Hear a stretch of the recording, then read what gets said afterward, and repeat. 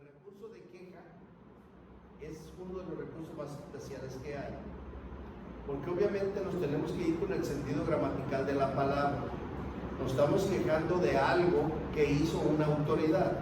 Puede ser la autoridad responsable o puede ser el propio juez de amparo quien dictó aquella determinación que no nos acomoda a nuestros intereses. Presentamos el recurso de queja, decíamos, y al presentar el recurso de queja tenemos que decir que cuando se envía el recurso de queja, con qué documento se va a integrar el testimonio que se va a tramitar con el recurso de queja.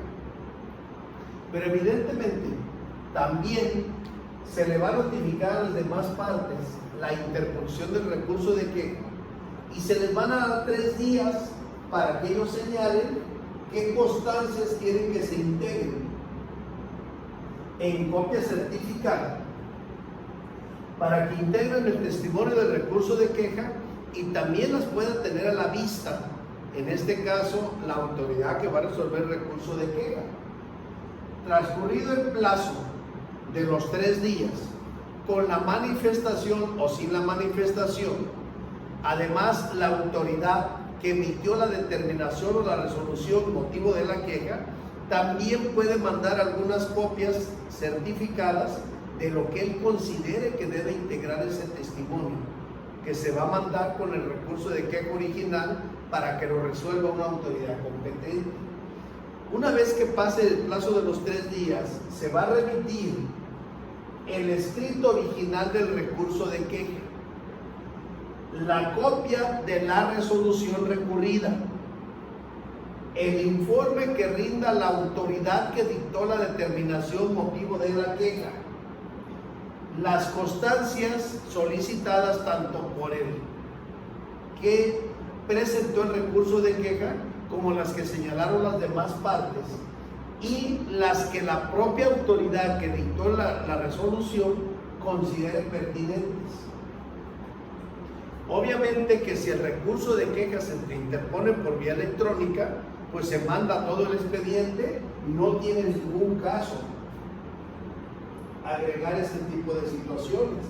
Pero si se hubiera presentado de manera tradicional, una vez que pasan los 3 días que se tiene que dar a las demás partes, cuando ya se admitió el recurso de queja, se tiene que enviar a la autoridad correspondiente el escrito original que contiene el recurso de queja, una copia de la resolución recurrida, el informe que va a rendir la autoridad que dictó la resolución recurrida sobre la materia de la queja, el testimonio de las constancias solicitadas, tanto por el que presentó la queja como por las demás partes, y las que la propia autoridad que rindió el informe y que dictó la resolución recurrida estime pertinentes.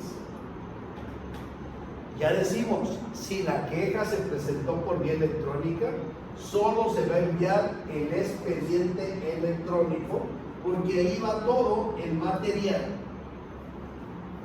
En el supuesto del artículo 97, fracción primera, inciso B,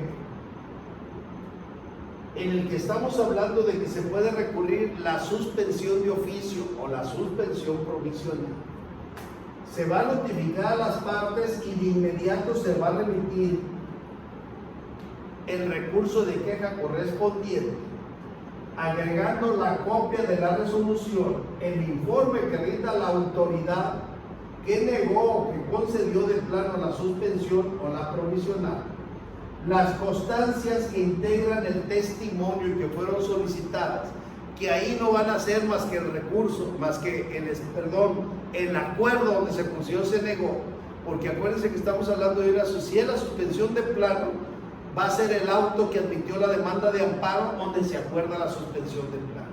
Si en la suspensión provisional no se tiene más que el auto que abre el expediente incidental, es todo lo que se tiene, porque ahí se dictó el acuerdo donde se concede o se niega la suspensión provisional.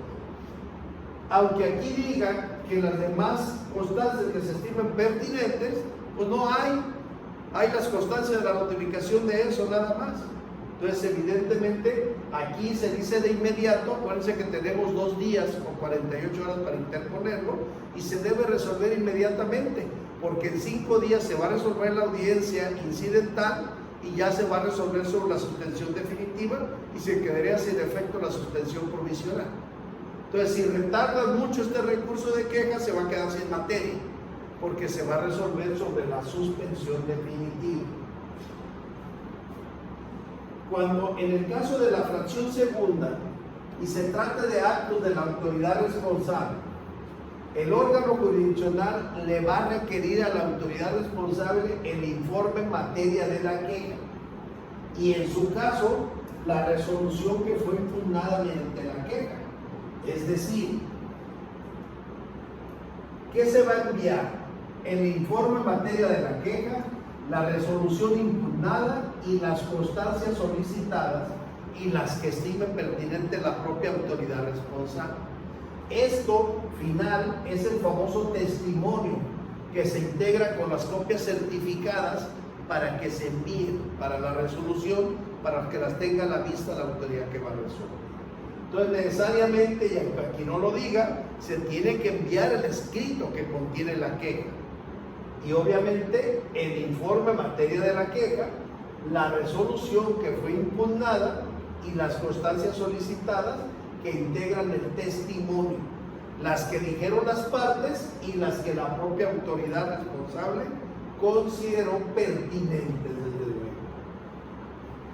Si no se rinde el informe correspondiente, se presume cierto los hechos, motivos de la queja. Esa es la sanción para la autoridad responsable, que no rinde el informe con respecto a la queja que le interpusieron. Recibidas las constancias que acabamos de ver, se va a dictar la resolución dentro de las 40 días siguientes o dentro de las 48 horas si el motivo de la queja es la suspensión de oficio o la suspensión provisional. Por eso esto es de inmediato. Todos los demás motivos de queja hay 40 días hábiles para resolverlos.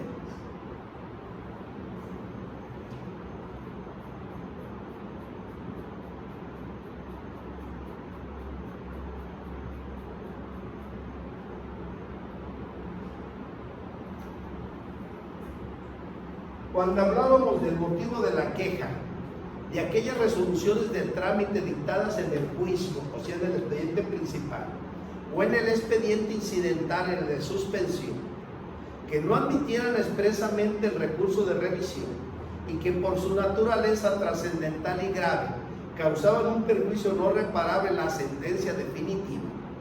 Es a lo que se refiere el artículo 102. Esas resoluciones dictadas durante la tramitación del amparo indirecto, que por su naturaleza trascendental y grave puedan causar un perjuicio no reparable en la sentencia definitiva. Con la interposición del recurso de queja, el juez de distrito o el tribunal unitario de circuito está facultado para suspender el procedimiento, siempre y cuando la violación procesal que haya motivado la queja sea en el expediente principal, en el juicio del expediente principal. No puede haber suspensión en el expediente incidental, solo en el expediente principal. Por eso dice aquí, hecha excepción del incidente de suspensión. Obviamente se va a dictar la suspensión siempre que a juicio de la autoridad la resolución que se dicte puede influir en la sentencia definitiva. Entonces, por eso se va a suspender el juicio en lo principal hasta que se resuelva la queja, porque se considera que lo que se va a resolver en la queja puede influir en la sentencia, o cuando de resolverse el juicio principal propiamente se hace nugatorio los derechos que hizo valer el recurrente en el recurso de queja. Propiamente es como si se quedara sin materia ya el recurso de queja, porque ya se resolvió el juicio en lo principal.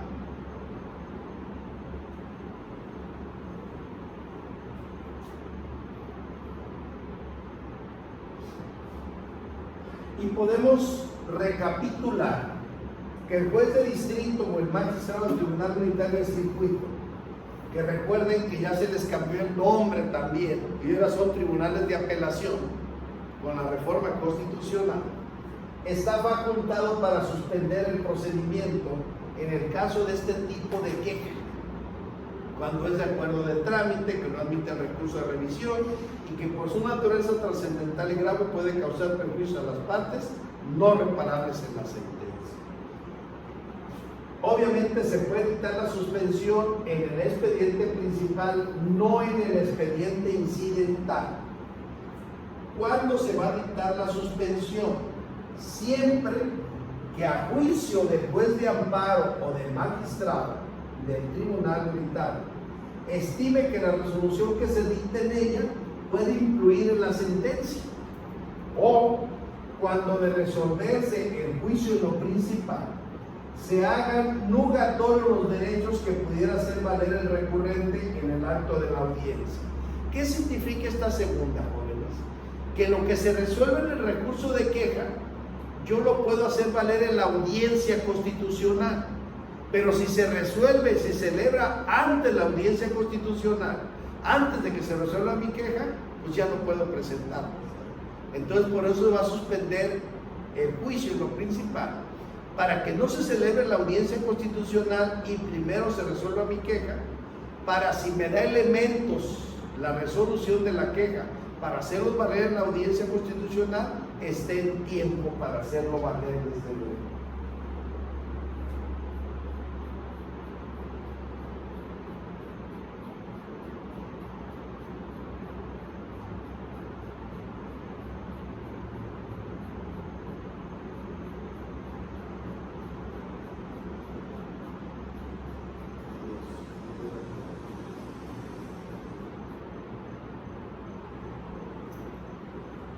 En caso de que resulte fundado el recurso de queja, se va a dictar la resolución que corresponda sin necesidad de reenvío. Esto es parte muy interesante, jóvenes. Si en este caso la autoridad que resuelve el recurso de queja considera que sí se dio la violación procesal en el juicio principal o en el expediente incidental, no se va a dictar una resolución para efectos. En ese momento resuelve favorable la queja y se pone a resolver la situación conforme a derecho corresponda la propia autoridad que resolvió el recurso de queja, porque no existe la figura del reenvío. Trae una salvedad, dice, salvo que la resolución implique la reposición del procedimiento. Obviamente, si se tiene que reponer el procedimiento y hay facultades exclusivas de la autoridad que dictó la resolución que fue motivo de la queja, entonces sí se va a dictar una sentencia para efectos y se le va a regresar el expediente para que él reponga el procedimiento, porque se tenga que volver a valorar una prueba, y valorada la prueba se tiene que volver a dictar la resolución correspondiente. En este caso se va a declarar, se queda sin efecto la resolución recurrida y se le ordena a la autoridad que dictó la resolución motivo de la queja que dicte otra, y obviamente quien resuelve la queja le debe señalar los lineamientos, cómo debe dictar la nueva resolución, para que en forma concreta acepte lo que dice la resolución que resolvió la queja. La nueva sentencia o la nueva determinación se debe dictar siguiendo los lineamientos que en este caso le dicte la autoridad que resolvió el recurso de queja. Y así terminamos con el recurso de queja y empezamos en el recurso más pequeño que trae la ley de amparo, que es el recurso de reclamación. Ya les decía yo hace algún momento porque era importante que resolviera sobre la admisión del recurso de revisión el presidente de la Corte o el presidente del Tribunal Colegiado del Circuito. Porque este artículo 104 dice: el recurso de reclamación es procedente contra los acuerdos de trámite dictados por el presidente de la Corte o por los presidentes de sus salas o de los tribunales colegiados de circuito. Son compatibles con recurso de reclamación los acuerdos que dicten los presidentes de la Corte, de las salas de la Corte o de los tribunales colegiados de circuito. pero no los que dicte la Corte, los que dicte el presidente, no los que dicten las salas, las que dicte el presidente de la sala, no las que dicte el tribunal colegiado, las que dicte el presidente del tribunal colegiado. Este recurso lo puede interponer cualquiera de las partes, obviamente por escrito, igual que el recurso de revisión o el recurso de queja. Y en el mismo escrito se deben de expresar los agravios. Es la misma fórmula, la misma forma de formular los tres escritos de queja. Hay que señalar el proemio, hay que poner que vamos a presentar recurso de reclamación, decir en contra de qué acuerdo y decir porque me causan los siguientes agravios, y ahí hay que expresar los agravios correspondientes. Obviamente tengo 3 días para presentar el recurso de reclamación, contados a partir de que surte efecto la notificación de la resolución recurrida, que obviamente es la resolución que dicten los presidentes, presidente de la Corte, presidente de las salas, presidentes de los tribunales colegiados del circuito. El órgano jurisdiccional que debe de conocer del recurso de reclamación lo debe de resolver en un plazo máximo de 10 días. Obviamente, si la queja fue contra un acuerdo que dictó el presidente de la Corte, le va a turnar el asunto a un ministro, o si fue el acuerdo que dictó el presidente del colegiado, se le va a dar a un magistrado diferente del presidente, porque él es la autoridad que dictó el acuerdo que se está impugnando.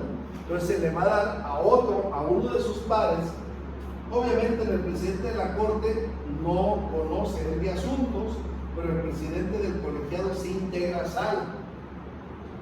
Obviamente, si el magistrado Jonás fue el que dictó el acuerdo, porque él es el presidente, él no puede resolver el recurso de reclamación.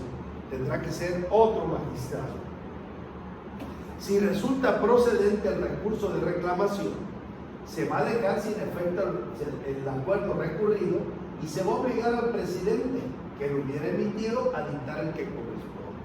Es decir, si no me admitieron el recurso de revisión por medio de un acuerdo que dicta el presidente de la Corte, o por medio de un acuerdo que dicta el presidente de las salas de la Corte, o por medio de un acuerdo que dicta el presidente del colegiado, y yo me voy con el recurso de reclamación, yo presento un recurso de reclamación y mis argumentos son suficientes para que se revoque la resolución, van a obligar al presidente a que deje sin efecto su recurso, o la propia autoridad que lo deja sin efecto, y van a obligar al presidente a que dicte otro acuerdo donde me admita mi recurso de revisión.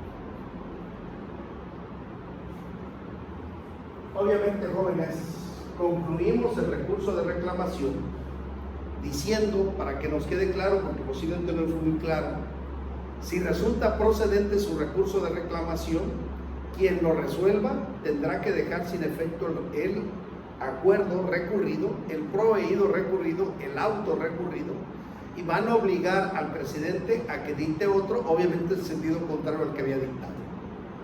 Ok, por último, para concluir, tenemos el recurso de inconformidad. El recurso de inconformidad, que les digo que antes se tramitaba como incidente en la ley anterior, procede primero contra aquellas resoluciones que tengan por cumplido una ejecutoria. Hay un trámite, jóvenes, que nosotros ya vimos. Una vez que se dicta una sentencia en un amparo directo, sobre todo, o en un amparo en revisión, se le remite a la autoridad responsable y se le dan 3 días para que cumpla con la ejecutoria. La autoridad responsable cumple dentro del plazo legal y lo remite al colegiado o a que haya dictado el recurso de revisión o a la corte, según fuera el caso. Lo revisa esta autoridad y determina si está cumplida o no la ejecutoria.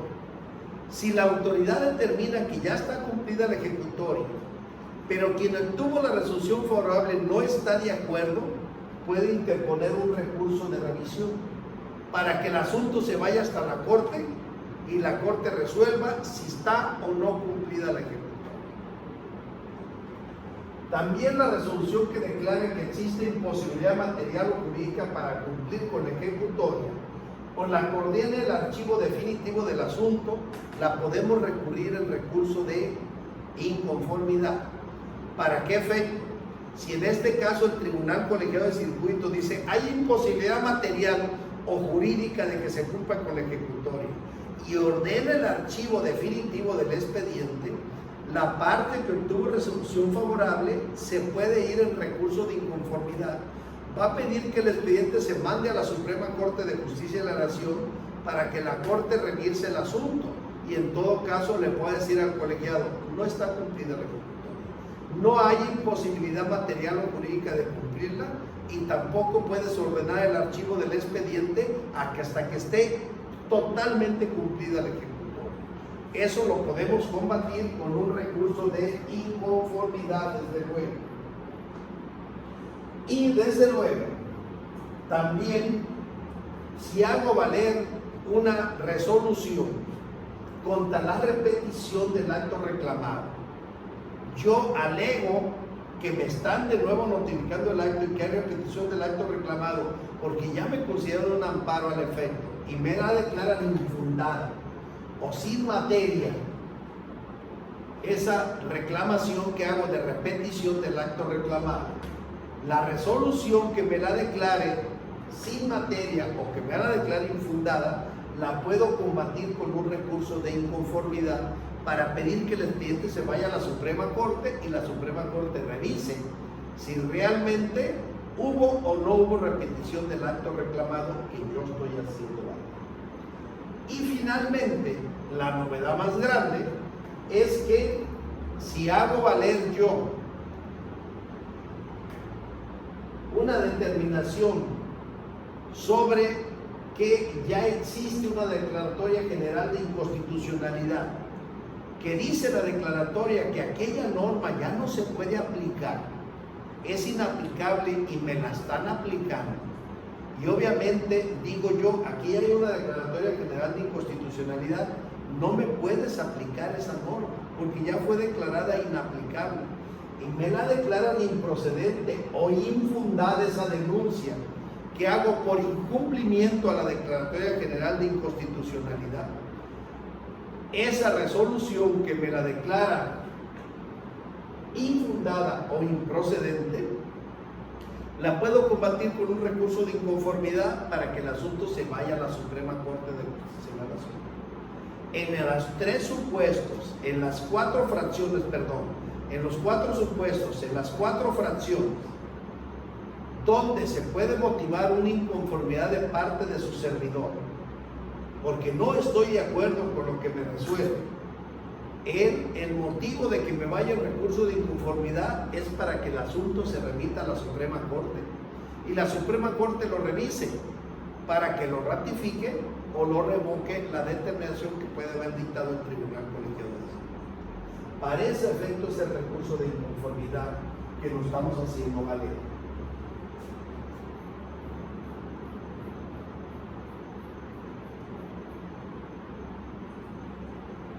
El recurso de inconformidad lo puede hacer valer el quejoso o en su caso el tercer interesado o también quien haya promovido la denuncia por repetición del acto reclamado o la denuncia por violación a una declaratoria general de inconstitucionalidad. Vamos a hacer valer desde luego el recurso de inconformidad presentando un escrito por conducto del órgano judicial que haya dictado la resolución impugnada para lo cual cuento con un plazo de 15 días hábiles, contados a partir del día siguiente en que surte efecto la notificación del acto. Recordemos, jóvenes, desde luego, que me da 4 supuestos la ley para que pueda presentar yo recurso de inconformidad. Primero, cuando se declare que ya está cumplida la ejecutoria. Yo considero que no se ha cumplido totalmente. Segundo, cuando me dicen que existe imposibilidad material o jurídica para cumplirse y ordenan el archivo definitivo del expediente. Tercero, cuando denuncio la repetición del acto reclamado